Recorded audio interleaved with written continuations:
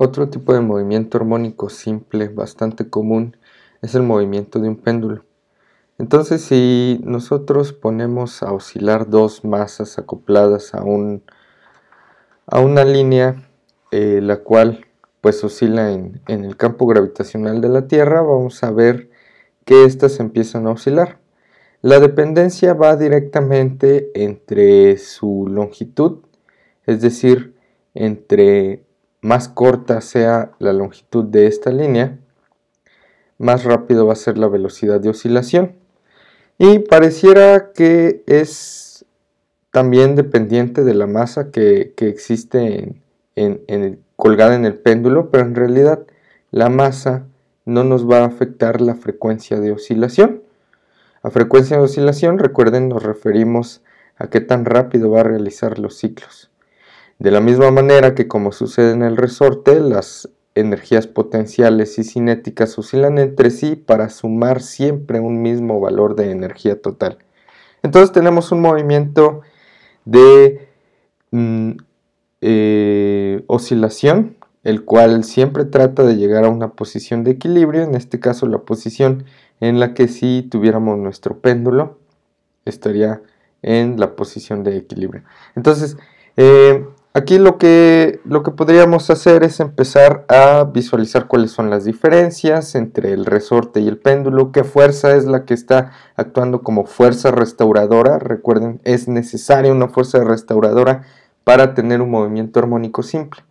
Aquí lo que podríamos empezar a discernir es que la fuerza debida a la aceleración de la gravedad siempre se dirige hacia abajo.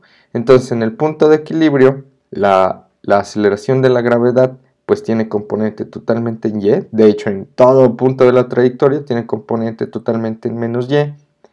Y lo que sucede es que mientras más arriba esté, más es ese valor, es decir, no va aumentando su valor, pero sí va aumentando su relación directa con un eje, el eje de movimiento, debido a que este está rotando.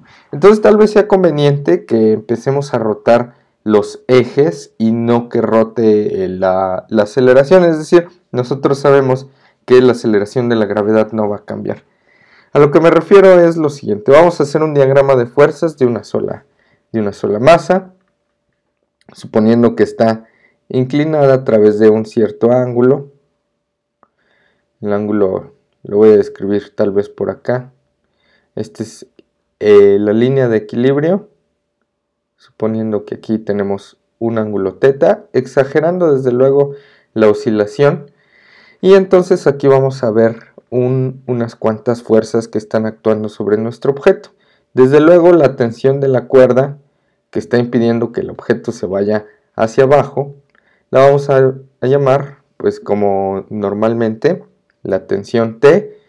Obviamente es un vector. Y bien, otra fuerza que está actuando sobre este sistema, pues por supuesto es la fuerza del peso, la fuerza debida a la gravedad, mg. Bien, y como les decía, tal vez sea conveniente mover los ejes, es decir, que si este sistema está rotado, vamos a hacer los ejes de tal forma que la cuerda siempre apunta o es perpendicular a y, para poder visualizar cuáles son los cambios.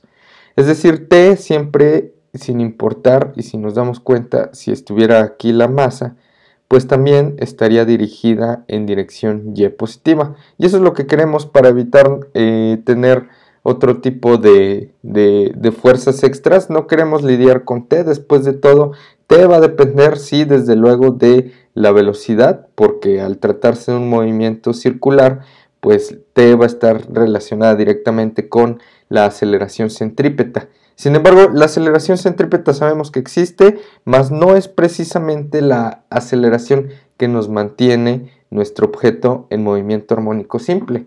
Es precisamente la fuerza debida a la gravedad, porque conforme nosotros vamos subiendo, esta aceleración de la gravedad se va inclinando con respecto a este sistema de coordenadas, y es lo que nos va a estar dando la fuerza restauradora. Cuando el objeto pasa por la posición de equilibrio, la fuerza debida a la aceleración de la gravedad apunta directamente en Y y no apunta en nuestros ejes X, lo cual nos permite pues hacer que la fuerza restauradora en el punto de equilibrio sea 0, y es lo que tenemos en el resorte. Cuando el resorte pasa por su posición de equilibrio, su aceleración es 0, significa que el resorte no está ejerciendo fuerza y es puramente energía cinética. Lo mismo sucede en este caso, pero ahora con con la fuerza debida a la aceleración de la gravedad, que al pasar por la posición de equilibrio, pues simplemente no tiene valor en X, que sería nuestro movimiento.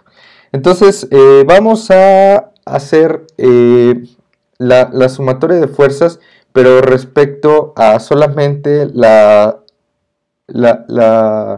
trayectoria tangencial. Es decir, si nosotros tenemos una trayectoria pues circular como de más o menos de este tipo, vamos a estar analizando el eje tangencial, es decir, el eje que en este caso sería como X, si los llamamos así, este sería Y, y este le voy a poner T porque es tangencial a la trayectoria, no es precisamente X, de hecho este tampoco es precisamente Y, pero por pura conveniencia vamos a llamarlos así. Entonces vamos a hacer la sumatoria de fuerzas de los valores tangenciales, en todo caso este sería el radial, sumatoria de fuerzas tangenciales a la trayectoria. Ok, entonces en este caso tengo la masa por la aceleración tangencial y vamos a igualarlo a los valores que tengamos aquí. Bien, yo sé que aquí θ está expresado de este lado. Por geometría podríamos nosotros decir que entonces θ va a estar expresado también aquí. Este es el valor de θ. Y al tratarse de el cateto adyacente, en sentido radial es el cateto adyacente, es decir, aquí tenemos mg por coseno de θ. Si viéramos la componente de mg en este sentido, esto es mg coseno de θ, y en este caso lo que corresponde aquí, que también va a estar visto aquí, vamos a tener mg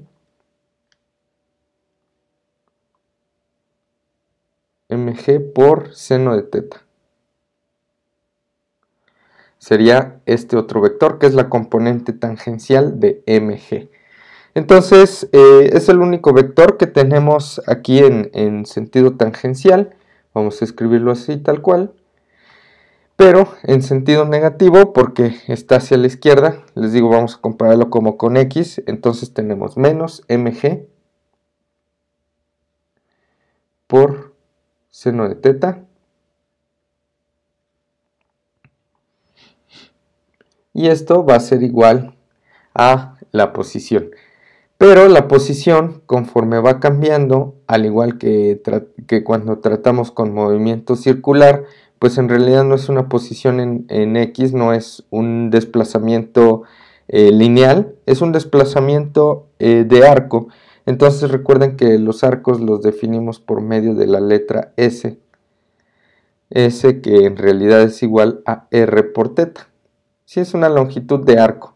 Entonces nosotros podríamos decir que la masa por la segunda derivada de la posición respecto al tiempo nos va a dar la aceleración, pero al tratarse de una longitud en forma de arco, pues entonces aquí tendríamos la segunda derivada del arco por entre el tiempo. Entonces tengo masa por la segunda derivada de arco respecto al tiempo. ¿Ok? Esto, recuerden, no es más que la segunda derivada de la posición al final de cuentas. Lo hacemos por tener meramente el dinamismo matemático de decir, bueno, no estoy en una trayectoria lineal, sino que al tratarse de una trayectoria circular voy a estar representando esto a través de una trayectoria de arco.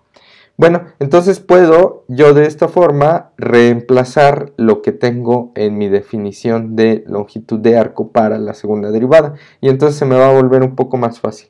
Vean, tengo menos mg por seno de teta. Y aquí lo voy a reemplazar de la siguiente forma. ¿Qué es R? No es más que la longitud de esta línea. Es decir, esta R es la distancia que existe entre el punto de rotación y el centro de mi objeto, o de donde yo estoy empezando a tomar el MG. Vamos a llamar esto como una longitud L, es decir, es la longitud que tienen cada una de las líneas que está sosteniendo el resorte. Cada una de estas líneas pues tiene una longitud L dada, diferente para cada uno. Y por supuesto, pues aquí lo voy a llamar L. Entonces, aquí voy a tener la igualdad de masa por la derivada de lo que significa S, es decir, L por teta al cuadrado sobre dt cuadrada. L, por supuesto, no va a cambiar conforme cambia nuestra trayectoria. Es decir, sería pensar que conforme nosotros vamos en el punto más abajo, la longitud va a ser mayor o menor. Claro que sí existe eso en la naturaleza, es decir, cuando nosotros pasamos por la posición de equilibrio al tener mayor velocidad, tenemos mayor aceleración centrípeta, tenemos mayor fuerza ejercida sobre el cable, pero vamos a suponer que el cable es rígido e inextensible. Entonces L no va a cambiar conforme nosotros pasamos por nuestro tiempo. Entonces aquí voy a reescribir lo mismo, menos mg por seno de teta es igual a m por L por d teta entre dt. Ok, entonces aquí nos quedamos con la segunda derivada de la posición angular respecto al tiempo. En todo sentido, pues esto sería como si tuviéramos la aceleración angular, pero vamos a dejarlo así para poder evaluar esta situación. En primer lugar, la masa, aquí no, al estar en ambos lados de la igualdad, pues no nos depende de ello. Y pues tenemos este valor. Voy a reescribirla de una forma también más sencilla. Aquí tengo seno de teta, que va a ser igual a menos, es decir, este signo menos que tenía acá, lo voy a pasar de este lado, y L sobre G por d teta dt. Obviamente segunda derivada. Y entonces podríamos empezar a preguntarnos, bueno, aquí yo puedo resolver esto que es una ecuación diferencial de segundo orden, pero en este caso pues no es precisamente ordinaria, porque aquí, al igual que como nos preguntamos anteriormente, ¿cuál es el valor de una o qué función derivada dos veces me entrega la misma función?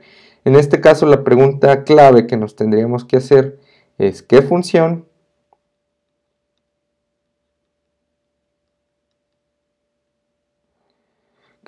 derivada dos veces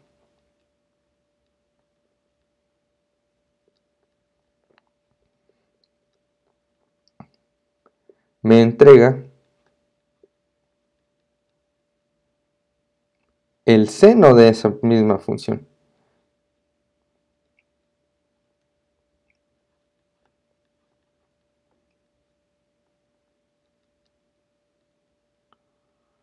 Bueno, en realidad esta respuesta no es nada lógica. Es decir, ¿qué función? Si yo la derivo dos veces, me va a entregar el seno de esa función. Imagínense, vamos a probar tal vez, por ejemplo, con la función x cuadrada. Si yo la derivo una vez, me va a dar 2x, y si yo la derivo dos veces, me va a dar 2. Entonces, de ninguna forma esto va a representar el seno, que lo que esperábamos en realidad sería que si yo la derivo una y la derivo dos veces, pues me entregara el seno de x cuadrada. Para obtener esto, pues es realmente un poco extraño, no hay función, al menos que yo conozca, que me realice esta operación, que al derivarla dos veces me entregue algo así. Entonces, aquí lo que tenemos que hacer es utilizar un pequeño truco matemático que se llama aproximación del ángulo pequeño, como lo hice en traducción directa del inglés. La aproximación del ángulo pequeño en realidad lo que significa es que cuando nosotros tenemos una función seno, nosotros sabemos que estas funciones se comportan más o menos así. La función seno empieza en 0 y empieza a crecer hasta llegar a un valor máximo, luego regresa y vuelve a cumplirse el ciclo. Entonces, justamente en esto aquí, por ejemplo, es el valor de cuando cumple los ciclos serán 360 o 2 pi radianes. En este caso tenemos pi radianes y aquí tenemos pi medios radianes y más o menos por aquí son pi cuartos. Ok, entonces correspondería que pi son 180, pi medios son 90 grados y pi cuartos son 45 grados. Antes de los 45 grados, tal vez incluso un poco antes, 45 grados pues es un ángulo medianamente grande para estas comparaciones que vamos a hacer.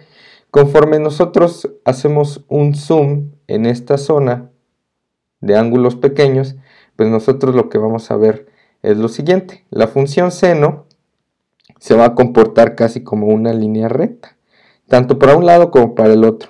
Casi, ¿no? Por eso me refiero a ángulos pequeños que son realmente pequeños, como menos de 15 grados aproximadamente.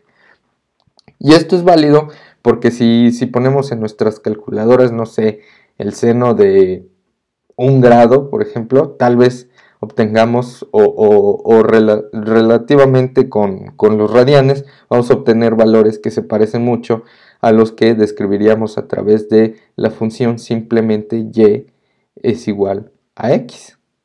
Así de simple. Sí, un valor de y es igual al valor de x, etc. Entonces tenemos una línea recta que pasa por el origen y cuya pendiente es igual y exactamente a 1.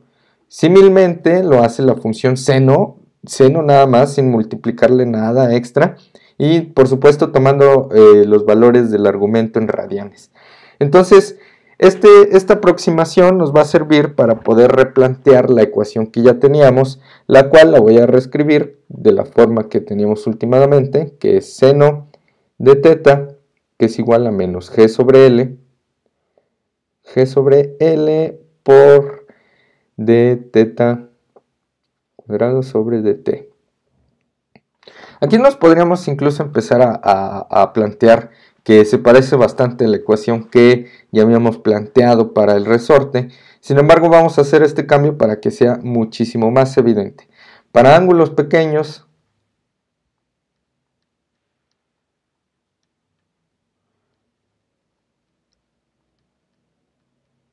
aproximadamente cuando teta es menor a 15 grados aproximadamente. Claro que a la hora de ponerlo en el argumento será en radianes.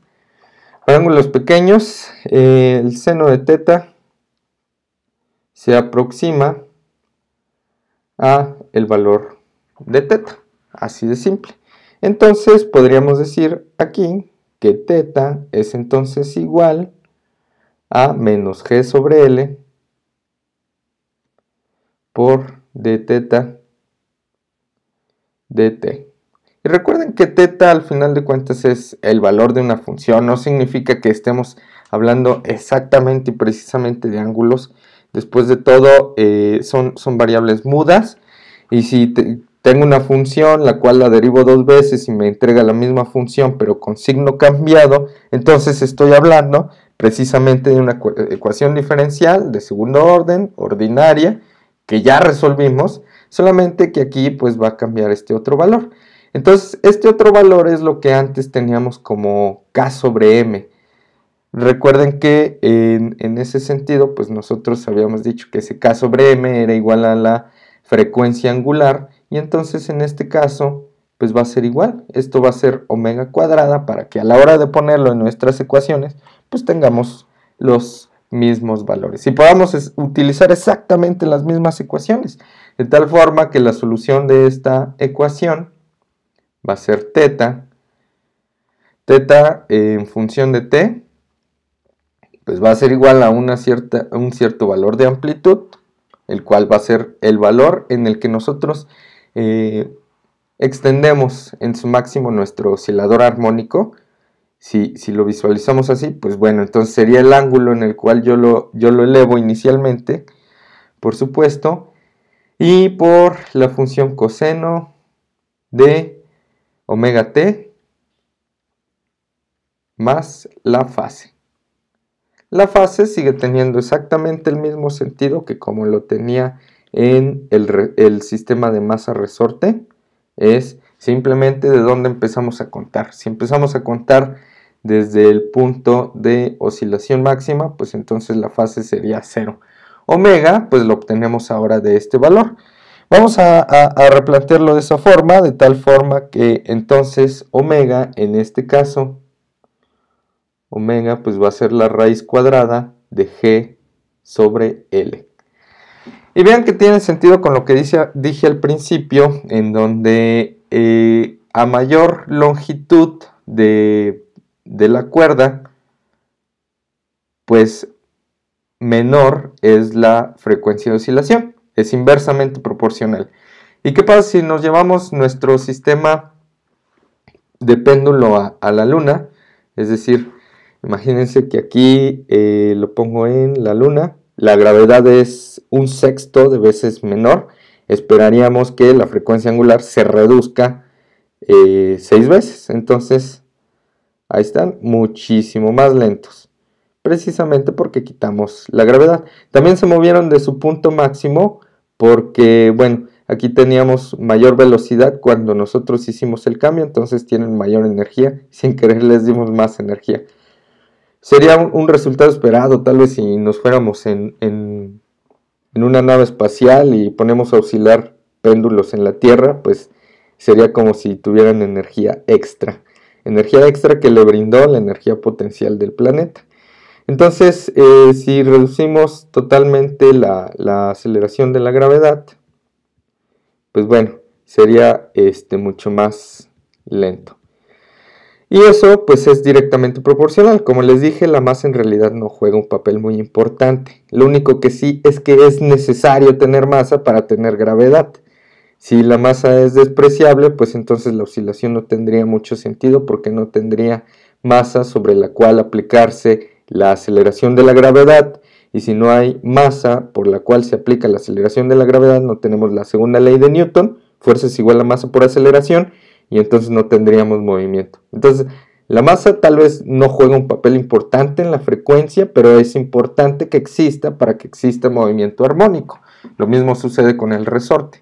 Entonces, la amplitud pues va a ser simple y sencillamente lo que en nuestros péndulos va a significar el valor en el que yo lo esté, como en el resorte, estirando, o en el péndulo subiendo. Entonces aquí a 30 grados.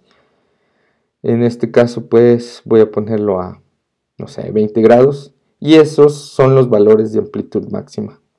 Por supuesto aquí está dado en grados, podemos expresarlo en radianes. Recuerden que el argumento pues siempre tiene que ser adimensional, entonces debe tener sentido. Si vamos a estar hablando de grados, que aquí sean grados, o si vamos a estar hablando de radianes, que aquí sean radianes, pero siempre con la misma lógica. Bueno, entonces si ya conocemos el valor de omega, nosotros sabíamos de forma inmediata que el periodo t, que es el tiempo en que tarda en realizar un ciclo completo, es igual a 2pi, que es en radianes el ciclo completo. Recuerden, 2pi radianes es una circunferencia completa o un ciclo completo entre omega. Entonces, si omega es igual a g sobre L, entonces solo voy a cambiarlo de tal forma que tengo aquí 2pi. 2pi es igual a raíz cuadrada de L sobre G. Tal vez sea más fácil recordarlo así porque entonces nosotros podemos migrar entre el resorte y el péndulo simplemente sabiendo que para el resorte, de acuerdo a nuestro baúl de los recuerdos, omega, en el caso del resorte, es igual a raíz cuadrada de k sobre m. En el caso de la frecuencia, pues sabemos que es el valor inverso, sería simplemente raíz de g sobre l sobre 2pi, pero el periodo, pues bueno, es lo que nos va a definir cuánto tiempo tarda en realizar una oscilación completa, al igual que con el resorte.